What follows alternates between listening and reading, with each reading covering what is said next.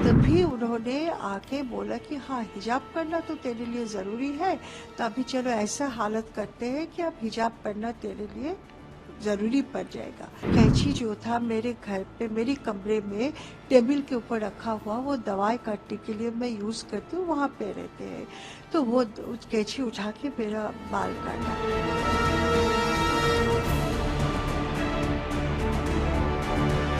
वो पेंसिल उठा के उसी से मेरे पैर में दबाना शुरू किया और बोला कि हाँ, अभी थोड़ा पैर को रेस्ट दे।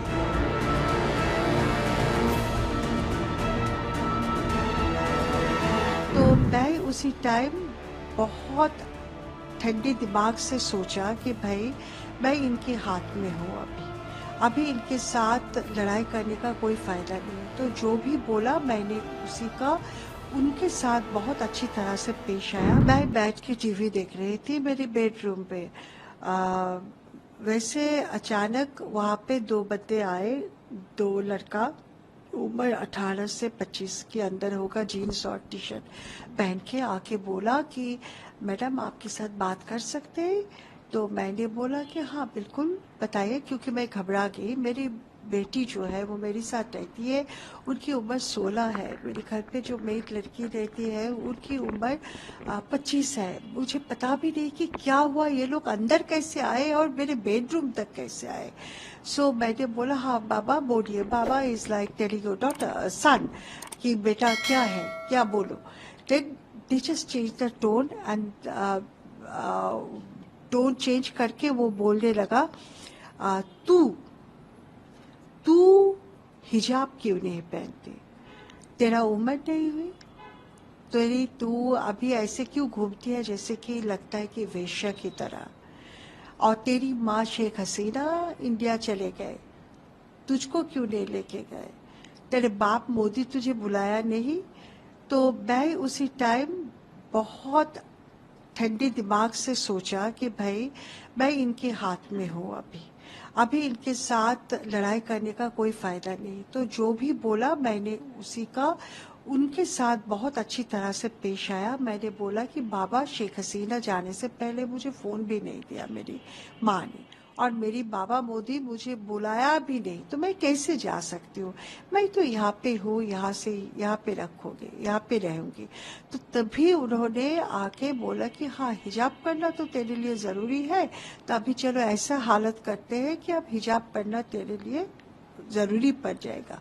तो अब मेरा बाल यहाँ से पीछे से इधर से उधर से, वो कैंची जो था मेरे घर पे मेरी कमरे में टेबल के ऊपर रखा हुआ, वो दवाई काटने के लिए मैं यूज़ करती हूँ, वहाँ पे रहते हैं। तो वो कैंची उठा के मेरा बाल काटा। तो मैंने बोला बहुत अच्छा किया है, क्योंकि अभी मैं हिजाब पहनूंगी, ये तो अभी तो कंपलसरी हो गया। फिर उसने बोला तो तू देश छोड़ के नहीं जाएगी, यहीं पे रहेगी इस देश में, अभी तो इस देश हमारी इसमें है। तो मैंने बोला कि नहीं, कहाँ जाऊंगी, मैं बांग्लादेश में रहूंगी।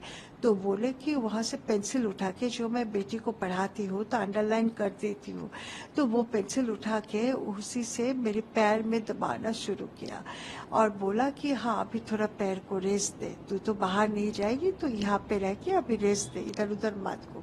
मैंने बोला बहुत अच्छे। लेकिन उन्होंने फिर आधे घंटे के करीब थे, उन्होंने मेरे साथ बातें की अबाउट वार क्राइम्स ट्राइब्यूनल, कि इस ट्राइब्यूनल में जो भी हुआ वो बिल्कुल सब गलत था, ये सब फेक केसेस है, फेक विटनेसेस है, सब कुछ मैंने सब एग्री करके बोला हाँ। मेरे पास और कोई चारा नहीं था। तो उन्होंने बोला कि आप इसके लिए शर्मिंदा हो जो किया है प्रोसिक्यूटर बन के। मैंने बोला हाँ। तो फिर लाइव में जाके, फेसबुक लाइव में जाके बोलो, हम तुमको एक पेपर देंगे, वो पढ़ के सुनाओ सबको और बोलो कि हम पूरे नेशन के सामने मैं माफ़ी चाहती हूँ। तो मैंने बोला अच्छा मैं बोलूँगी, लेकिन एक प्रॉब्लम है बेटा प्रॉब्लम है ये कि मैं तुरीन अफरोज कभी पेपर देख के पढ़ती नहीं हूँ, तो अभी ऐसा करके लाइव में जाऊंगी तो सबको पता चलेगा कि मैं किसी प्रेशर में ये बोल रही हूँ। ये तुम सोचो, मैं तुमको कोऑपरेट करना चाहती हूँ, लेकिन ये सोचो ये ठीक रहेगा कि नहीं। ये 5th उनके साथ बात हुई। फिर 6th को उन्होंने बताया कि अच्छा ठीक है, हम आपको बता रहे कि कैसे करना है। दे टूक away my phone also, I don't know why, I thought they टूक इट अवे। लेकिन आप फिर 1 घंटे के बाद फोन वापस दे दिया।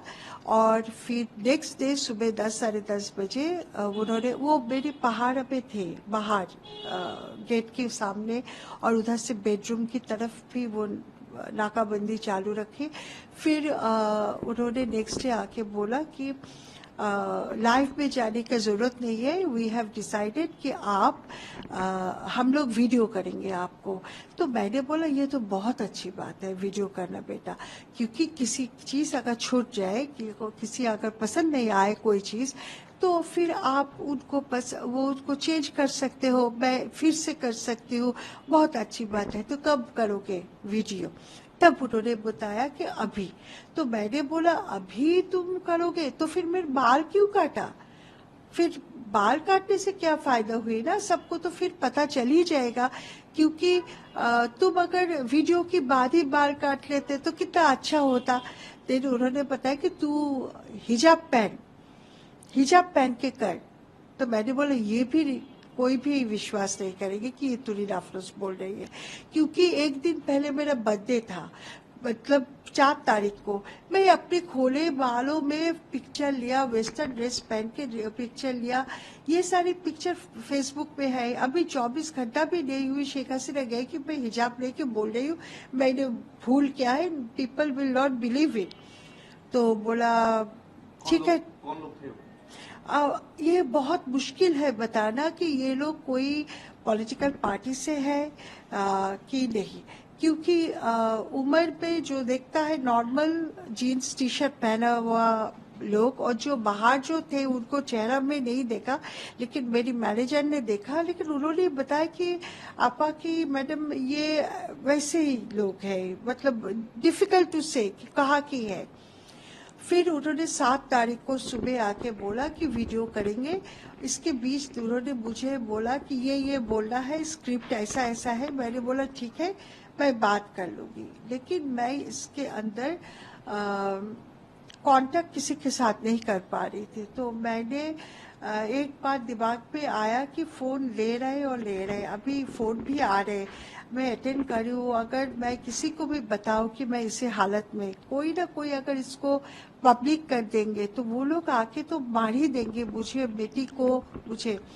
तो मैं क्या किया, मैं हिंदी में मेरे फ्रेंड्स को, इंडियन क्लासमेट्स को, वो जहाँ बहुत अच्छे अच्छे पोजीशन में है पूरी दुनिया में, इंडिया में भी और दुनिया बाकी देशों में। कैसे आपके दोस्त इंडियन कैसे हैं? मैंने लेडी श्री राम कॉलेज से इकोनॉमिक्स ऑनर्स की है, और मैं दिल्ली स्कूल ऑफ इकोनॉमिक्स से मास्टर्स की हुई हूँ। सो 5 साल मैंने इंडियन गवर्नमेंट स्कॉलरशिप ICCR लेके पढ़ाई की इंडिया में। मेरे फ्रेंड्स बहुत अच्छे जगह पे है। मेरे क्लासमेट 5 साल की गीता गोपीनाथ भी है, वो अभी IMF का एडवाइजर है। सो मेरे जो ग्रुप है वहाँ पे मैंने जस्ट वैसे लिखा, this is the problem, please Hindi में बातें करें मेरे साथ। और फिर मेरे साथ ऐसा जो भी हो रहा है उनको बताया, और फिर मैंने डिलीट कर दिया। तो somehow they were trying to reach to Mr. Walker, and 6 तारीख रात को उन्होंने कांटेक्ट किया है। तो Mr. Walker has said, as I was told, he needs 24 hours, उससे पहले कुछ देर। Who is the chief, army chief? So he said like 24 hours we cannot do anything. So वो मुझे बताया गया कि तुरीन तुम बस उनके साथ जो भी बोले रूट मत हो, जस्ट बातें करते रहो ऐसे। तो 7 तारीख को जब 24 आवर्स की, जैसे कि करीब 7 तारीख रात तक, 7 तारीख सुबह वो लोग 2 बच्चे आए, फिर बोले कि तू अभी वीडियो आ रहे करने के लिए 1:30 बजे। तो I said what time actually, give me 1 hour time, मुझे साड़ी पहनना है, फिर साड़ी ठीक तरह से कवर करके। तो बोले कि हाँ विल गिव यू 1 आवर। उसके बाद उन्होंने somebody contacted my manager also and they said they are coming, but on that day 7th को रात 10:30 तक हमने वेट किया लेकिन आए नहीं। बट देयर वाज वहाँ पे बाहर वो बंदे खड़े थे, बाहर जाने का कोई जगह नहीं था। हमने सोचा भी लेकिन वो रिस्क नहीं लेना चाहती थी। मेरे साथ मेरी बच्ची थी और इस बिल्डिंग में 2 हिंदू परिवार रहते हैं, एक तो इंडियन फैमिली है। तो सबको लेकर मैंने सोचा कि भाई अपने घर में रहो, देखते हैं क्या है। 7 तारीख को जब यहाँ पे अनाउंसमेंट होने लगा कि Uttara sector 3 has been attacked by the robbers, जो ऐसे रॉबरी हो रहे, तब मैंने जब बाहर आते हुए देखा लोगों को, तब मैंने मेरे बालकनी में जाके बोलने लगा कि भाई तुम लोग हो, मैं यहाँ पे हूँ, नहीं बता सकते कि कौन है, जो बाहर है वो भी कौन है। सो मैं ऐसे बोला कि कम से कम रास्ते में तो कोई बंदा घूम रहे है कि जो हमारी सुरक्षा के लिए घूम रहे है। सो उसके बाद उन्होंने वापस नहीं आए जिस ग्रुप मुझे यहाँ पे टॉर्चर किया। देखिए, हम हमेशा ऐसे बांग्लादेश के नागरिक होने के just because we are citizens of Bangladesh, we really want a good relationship with our neighbors. अभी doctor Mohammad Yunus, the current chief advisor, has before even taking oath has said, अगर इंडिया एंड म्यांमार हमारे साथ पंगा लेने के लिए आए तो we will actually disestablish their situation. Please remember what we can do in Seven Sisters. Now, this is not actually he's a very learned person, but ये क्या तरीका हुई है नेबर के साथ, ये जो बातें किए गए। हमारे तीनों तरफ इंडिया है, हाँ ठीक है, maybe he's backed by some super power, we don't know, maybe he has some power, some support which may be more than India, more than Asia, something, कुछ हो सकते हैं, I don't know।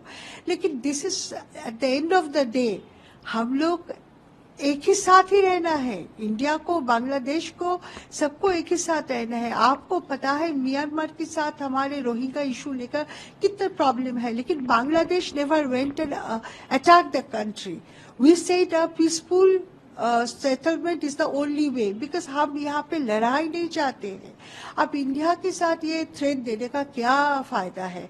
अब India के साथ threat देने से हमारी जो bilateral relationship is only not diplomatic but also there is commercial relationship bilateral, there is cultural relationship bilateral, there so many students they study here in India and also in Bangladesh are working there. So neighbour के साथ ऐसा रहने से हम कितने दूर जा सकते हैं? बिल्कुल नहीं जा सकते। तो अभी पता नहीं उनको पॉलिसी क्या है, ये भी बोलना डिफिकल्ट है। अभी तक कोई पॉलिसी मैंने नहीं देखा कि हमारा फॉरेन डिप्लोमेटिक पॉलिसी क्या होगा। हमारी जो स्पेशली 2 इसेंशियल गुड्स के जो है, आप देखिए कि ऑनियन, प्याज जो है, ये हम इंडिया से इंपोर्ट करते हैं। इंपोर्ट करने से क्योंकि लोकल प्रोड्यूसर्स इतना नहीं प्रोड्यूस कर सकते, तो प्राइस बहुत ज्यादा होता है। इंडिया से इंपोर्ट करने से ये कम होता है हमारे लिए। दूसरी बात है, आप शुगर देखिए, only 1% sugar of our total demand, total need of Bangladesh is produced in Bangladesh. बाकी तो बाहर से लाना पड़ता है।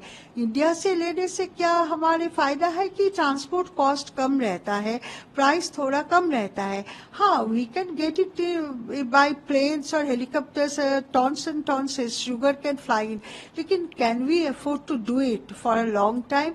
ये इमोशनल होने का टाइम नहीं है। We should face reality and we should think that our relationship with neighbors should stay and should be good, and regime can change. Even India has experienced regime changes and Bangladesh has experienced regime changes so many times, but we should go have a relationship very good with our neighbors.